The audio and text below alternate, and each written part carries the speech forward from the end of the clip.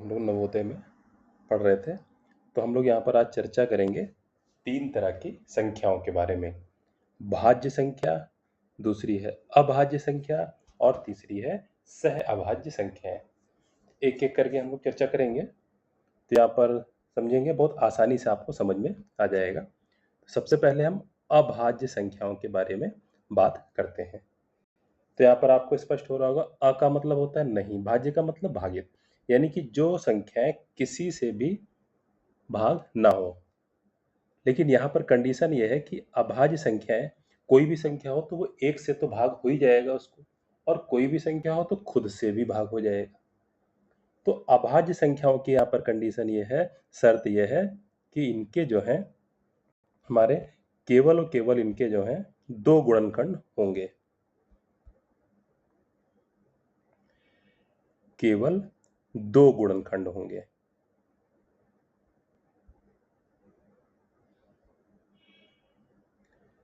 केवल 2 गुणनखंड। एक तो 1 और दूसरा होगा स्वयं वह संख्या। बहुत ध्यान से समझेंगे और बहुत आसानी से समझ में आ जाएगा। तो अभाज्य संख्या की यहाँ पर शर्त यह है कि उसके सिर्फ 2 गुणनखंड होंगे, यानी कि जिससे उस संख्या में भाग हो जाए। एक तो 1 से भाग हो जाएगी और एक खुद होकर उस संख्या से भाग हो रही है, बस। तो अगर केवल 2 गुणनखंड हैं तो वो संख्या अभाज्य होगी। यहाँ पर हम लोग ध्यान देंगे कि 2 से ज़्यादा भी नहीं होने चाहिए और 2 से कम भी नहीं होने चाहिए। अगर 2 से ज़्यादा हैं उसके गुणनखंड, तब भी वो अभाज्य नहीं है, तो वो भाज्य हो जाएगी। और 2 से कम है तब भी वो अभाज्य संख्या नहीं है। अब हम संख्याएं देखते हैं यहाँ पर कौन कौन सी संख्याएं। जैसे 7। अब 7 किससे किससे कटेगी? 1 से। देखिए 1 से सारी संख्याओं में भाग हो जाएगा, और उसके अलावा 7 जो है 7 से भाग, यानी कि 1 से अगर हम 7 को भाग करें तो 1 का पहाड़ा पड़े, 1 सत्ते 7, भाग हो गई, यानी कि 1 से भाग हो गया। और 7 से 7 को भाग करें खुद से खुद को, तो 7 एकम 7, 7 से भी भाग हो गई। यानी 7 एक ऐसी संख्या है जिसके सिर्फ 2 गुणनखंड है, 1 और 7। इसका मतलब क्या हुआ? 7 जो है हमारी कैसी संख्या है? अभाज्य। और देखें 5, 5 भी 1 से भाग होगी और 5 से भाग हो जाएगी। इसके अलावा 5 में किसी भी संख्या से हम भाग नहीं कर सकते, पूरी जो भाग चली जाए। तो 5 भी हमारी अभाज्य संख्या है। और हम देखते हैं 5 से छोटा आ जाए 3। 3 भी ऐसे ही है, 1 से भाग हो जाएगी और किससे भाग होगी? 3 को 3 से भाग हो जाएगी, यानी 3 भी हमारी जो है अभाज्य संख्या है। और 2, 2 को किससे भाग होगी? 1 से तो भाग सब में हो जाएगी, और 2 को 2 से भाग हो जाएगी, यानी कि 2 भी हमारी अभाज्य संख्या है। अब बात आती 1 पर। 1 को किससे भाग होगी? 1 को सिर्फ और सिर्फ 1 से भाग होगी, इसलिए। और 1 को और किसी भी संख्या से भाग नहीं हो पाएगी पूरी, इसलिए 1 जो है ये अभाज्य संख्या नहीं है। ये ध्यान देंगे यहाँ पर, क्योंकि एक अभाज्य संख्या की शर्त क्या थी? सिर्फ 2 गुणनखंड होने चाहिए, न 2 से ज्यादा न 2 से कम। और 1 के गुणनखंड क्या है? सिर्फ 1। इसलिए हमारी जो 1 है ये अभाज्य संख्या नहीं है। शून्य के बारे में बात करें तो शून्य को किससे किससे भाग हो जाएगा? क्या 1 से भाग हो जाएगा? हाँ, हो जाएगा। 1 शून्यम शून्य। क्या 2 से भाग हो जाएगा? हाँ, हो जाएगा, क्योंकि 2 का जब पहाड़ा पढ़ते हैं 2 शून्यम शून्य, 2 एकम 2, 2 दूनी 4। क्या 3 से भाग हो जाएगा? हाँ, हो जाएगा। क्या 4 से भाग होगा? हाँ, हो जाएगा। क्या सारी संख्याओं से भाग होगा? हो जाएगा। इसका मतलब क्या हुआ कि अगर शून्य को हम भाग देते हैं तो शून्य सबके ही पहाड़े में आ जाएगा, सारी संख्याओं के पहाड़े में, यानी शून्य के बहुत सारे जो है गुणनखंड हो जाएंगे। इसलिए शून्य भी हमारी अभाज्य संख्या नहीं है। और अगर हम सही से समझें तो इसका अभाज्य संख्या का मतलब क्या हुआ कि उस संख्या के पहाड़े में वो आए। जैसे 3 के बारे में बात करें तो 1 का पहाड़ा पढ़ेंगे, 1 तियां 3, तो 1 के पहाड़े में आ गया। 3 का पहाड़ा पढ़ेंगे, 3 एकम 3, तो 3 के भी पहाड़े में आ रहा है। और किसी भी गिनती के पहाड़े में 3 नहीं आएगा। तो सिर्फ 2 गिनतियों के पहाड़े में 3 आ रहा है, इसलिए 3 हमारी कैसी है? अभाज्य संख्या है। और अगर 2 से कम गिनती रह रही जैसे 1 में, तो वो भी अभाज्य नहीं है। और अगर 2 से ज़्यादा गिनती हो रही जैसे 0, तो ये भी अभाज्य नहीं है। तो इसको आप लोग अपने स्कूल में और अपने पूछ सकते हैं अपने सर लोगों से, बाकी आपको स्पष्ट हो जाएगा। तो इस तरह से अब अगर हम संख्या देखें, अभाज्य संख्याएं हैं कौन कौन सी, तो उस पर हम चर्चा करें। तो कौन कौन सी हमारी अभाज्य संख्या निकली? एक तो है नहीं, शून्य भी नहीं है, तो कौन कौन सी हो गई? 2, फिर 3, फिर 5, फिर 7। 8 भी नहीं है, 8 भी कट जाएगी, 2 से ज़्यादा इसके टुकड़े होंगे। 9 भी नहीं, 9 के भी टुकड़े 2 से ज़्यादा होंगे, 1, 3, 9। 10 भी नहीं, 11, 11 हो जाएगी, 13 हो जाएगी, 17 हो जाएगी, 19 हो जाएगी। इसी तरह से 20 वाले लाइन में 20 से और 30 के बीच में 23 और 29, फिर 31 और 37, फिर 41, 43 और 47। इसको हम लोग अलग जगह बनाते हैं। अब यहाँ पर हम देखेंगे तो हमने जो है सारी संख्याएं 1 से लेकर 100 तक कितनी अभाज्य हैं, जो आपके नवोदय में प्रश्न आते हैं वो इन्हीं पर आते हैं बेस्ड। कौन कौन सी संख्या किन के बीच, जैसे शुरुआत में 1 से 10 तक, तो 1 से 10 तक के बीच में जो हमारी संख्याएं हैं अभाज्य संख्याएं कौन कौन सी हैं? 2, 3, 5 और 7। कितनी हो गई? 4 संख्याएं। फिर 11 से 20 तक के बीच में अभाज्य संख्याएं कौन कौन सी हैं? 11, 13, 17, 19। कितनी हो गई? 4। फिर 21 से 30 तक, तो 21 से 30 तक के बीच में हमारी अभाज्य संख्या कौन कौन सी हैं? 23 और 29। कितनी हो गई हमारी? 2। फिर 31 से 40 के बीच में 31 और 37, 2। फिर 41 से 50 के बीच में 41, 43 और 47। कितनी हो गई? 3। फिर 51 से 60 के बीच में 53 और 59। तो कितनी हो गई? 2। 61 से 70 के बीच में 61 और 67। कितनी हो गई? 2।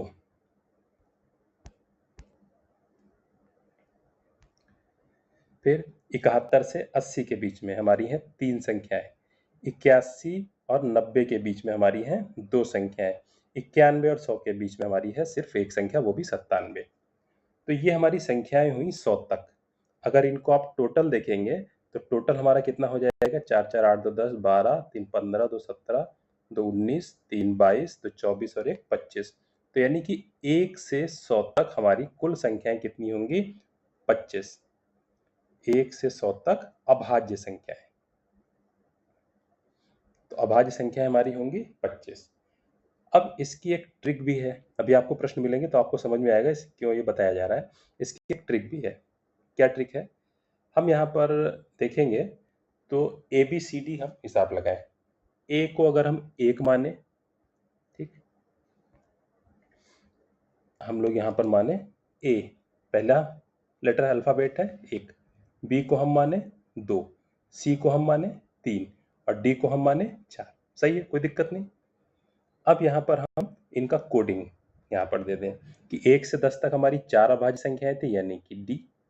11 से 20 तक हमारी 4 अभाज्य संख्याएं थी यानी कि डी। फिर 21 से 30 तक 2 अभाज्य संख्याएं थी यानी कि बी। फिर 2 थी यानी कि बी। फिर 3 थी यानी कि सी। फिर 2 थी यानी कि बी। फिर से हमारी 2 थी यानी कि बी। फिर से हमारी 3 संख्याएं थी यानी सी। फिर हमारी 2 संख्याएं थी यानी कि बी। और फिर हमारी 1 संख्या थी यानी कि ए। अब हम इन अंग्रेजी के अक्षरों को याद कर पाए तो देखेंगे क्या हमारा बना। D, D, B, B, C, B, B, C, B, A. इनको हम तोड़ करके याद करें। किस तरह से? कुछ इस तरह से कि डी डी एक साथ याद कर लें, बी बी सी एक साथ याद कर लें और फिर से बी बी सी एक साथ याद कर लें और लास्ट में बी ए। यानी कि हमारा पैटर्न क्या बन जाएगा, इसको हम नीचे लिखते हैं। D, D, B, B C, B B C, B A. इनको हम याद रख पाए। तो पहला वाला डी क्या है? इसका मतलब 4 हुआ, 1 से 10 तक के बीच की संख्या। दूसरा वाला डी मतलब 4, 11 से 20 तक की संख्या है। तीसरा वाला बी का मतलब 3, बी का मतलब 2, 21 से 30 तक की संख्या है और इसी तरह से आगे ये बनता चला जाएगा। तो ये पूरा हमारा 1 से लेकर 100 तक के बीच की अभाज्य संख्याओं को याद रखने की ट्रिक हुई है। और इसको हम याद रख सकते हैं, बीबीसी एक चैनल भी आता था, तो डीडी, बीबीसी, बीबीसी, बीए। ठीक है, तो 1 से 10 तक कितनी संख्याएं फंसी, 11 से 20 तक कितनी हुई, 21 से 30 तक कितनी हुई, 61 से 70 तक कितनी हुई। तो ये हमें 100 तक ही, आपके जो नवोदय में प्रश्न आ रहे हैं वो 100 तक की संख्याओं के बारे में ही आ रहे हैं। तो ये ट्रिक हो गई, 25 संख्याएं हैं, और हैं कौन कौन सी ये भी। तो एक बार रिवाइज कर लेंगे तो इससे जो प्रश्न आएगा आपका वो गलत नहीं होगा, और संख्याएं हम लिख भी लेंगे। देखिए सबसे छोटी हमारी, अब यहाँ संख्याओं में खास बात देखें कि सबसे पहले और सबसे छोटी संख्या कौन सी आ रही है हमारी, अभाज्य 2। और 2 क्या है, एक सम संख्या है। तो 2 ही एकमात्र ऐसी संख्या है जो सम होते हुए भी अभाज्य है और सबसे छोटी। और सबसे बड़ी संख्या क्या आ रही है यहाँ पर अभाज्य, 97। तो 97 जो है 2 अंकों की सबसे बड़ी संख्या है जो कि अभाज्य है। ठीक, तो ये इस पर चर्चा हो गई। अब हमको किस पर चर्चा करनी थी, भाज्य संख्याएं। अब भाज्य संख्या देखें, तो भाज्य संख्याएं, तो भाज्य संख्या आपको स्पष्ट है कि जिसके 2 से ज्यादा गुणनखंड अगर हैं, यानी कि उसको 2 से ज्यादा संख्याओं से भाग हो रही है, तो वो भाज्य है। बहुत आसान, जैसे 8, 8 को किससे भाग होगी, 1 से तो होगी ही होगी, 1 अट्ठे 8। फिर 2 से भी भाग हो रही है, 2 चक्कू 8। फिर 4 से भी भाग हो रही है, 4 दूनी 8, और 8 से भी भाग हो रही है। यानी कि 8 के गुणनखंड, इनको हम लोग गुणनखंड कहते हैं। तो 8 के गुणनखंड यानी कि किन से भाग हो जाएगी, 1 2 4 8, कितने गुणनखंड निकले, 4। और अभाज्य संख्या की पहचान क्या थी, सिर्फ 2 होने चाहिए, अगर 2 से ज्यादा है तो वो भाज्य हो जाएगी। तो इसका मतलब क्या हुआ कि ऐसी सारी संख्याएं जो अभाज्य के अलावा है वो भाज्य ही होंगी। ठीक, तो ये भाज्य संख्या हो गई, 8 हो गई, जैसे 4 हो गई, 6 है, 8 है, 9 है। 9 भी देखिए भाज्य है, क्योंकि 9 किससे किससे कटेगा, 1 से, 3 से और 9 से। और 10 हो गई, 10 हमारा किससे किससे भाग जाएगी, 1 से भाग चली जाएगी, 2 से चली जाएगी, 5 से चली जाएगी और 10 से। तो इसके 4 गुणनखंड हो गए। तो ये सारी भाज्य संख्याएं हैं। तो बिल्कुल क्लियर हो गया होगा। तो भाज्य ज्यादा नहीं आपको याद करना, आपको अभाज्य ज्यादा याद करना है। और फिर तीसरा हमारा आता है सह अभाज्य संख्याएं। अधिकांश इसी में कंफ्यूजन होता है। सह अभाज्य क्या है, अब देखिए नाम से ही स्पष्ट है यहाँ पर, सह अभाज्य यानी कि आपस में उनका गुणनखंड जो है एक हो, यानी कि एक से ही दोनों को भाग जाए। जैसे मान लीजिए एक संख्या है 8, एक संख्या है 9, तो ये क्या है, आपस में सह अभाज्य है, सह अभाज्य है। क्यों, 8 के गुणनखंड क्या क्या हो गए, 1 2 4 8। 9 के गुणनखंड क्या हो गए, 1 3 और 9। अब इन गुणनखंडों में कॉमन देखें क्या है, सिर्फ और सिर्फ 1। यानी कि ऐसी दो संख्याएं जिसमें जो है उभयनिष्ठ गुणनखंड उनका 1 हो, तो वो आपस में कहलाती हैं सह अभाज्य, आपस में साथ में अभाज्य। वैसे अगर देखें तो 8 भी अभाज्य नहीं है, 9 भी अभाज्य नहीं है, 8 और 9 दोनों अभाज्य नहीं है। लेकिन इनको जब आपस में देखते हैं साथ में, तो इनका कोई उभयनिष्ठ गुणनखंड 1 के अलावा नहीं है। तो ऐसी दो संख्याएं जिनका आपस में कोई उभयनिष्ठ गुणनखंड 1 के अलावा ना हो, वो सह अभाज्य कहलाती हैं। ठीक है, अब हम आगे जो है प्रश्न देख लेते हैं। अब ये जो प्रश्न आप लोग देख रहे हैं, ये सारे प्रश्न नवोदय के जो पेपर में पूछे गए हैं उन्हीं से उठाए हैं। ठीक, तो क्या कह रहा है, बड़ा आसानी से आप लोग प्रश्न लगा पाएंगे। 2 अंकों की सबसे छोटी अभाज्य संख्या आपको बताई है, 2 अंकों की। तो क्या क्या थी, 2 3 5 7 और 11। तो सबसे छोटी 11 थी। वैसे भी देख लें 10 तो अभाज्य है ही नहीं, और 11 13 19 ये तीनों ही अभाज्य है, लेकिन सबसे छोटी क्या है, 11। तो ये 11 हो गया। अगला देख लें, वह एकमात्र संख्या जो अभाज्य और सम दोनों है। देखिए ये प्रश्न पूछे गए नवोदय में, अभाज्य भी है सम भी है, इस पर चर्चा हुई थी, तो 2 हो गई। फिर अगला देख लें, 2 अंकों की सबसे बड़ी अभाज्य, इस पर भी चर्चा हुई थी, 97 थी, तो 97। ये प्रश्न कई बार बदल बदल करके पूछा गया। और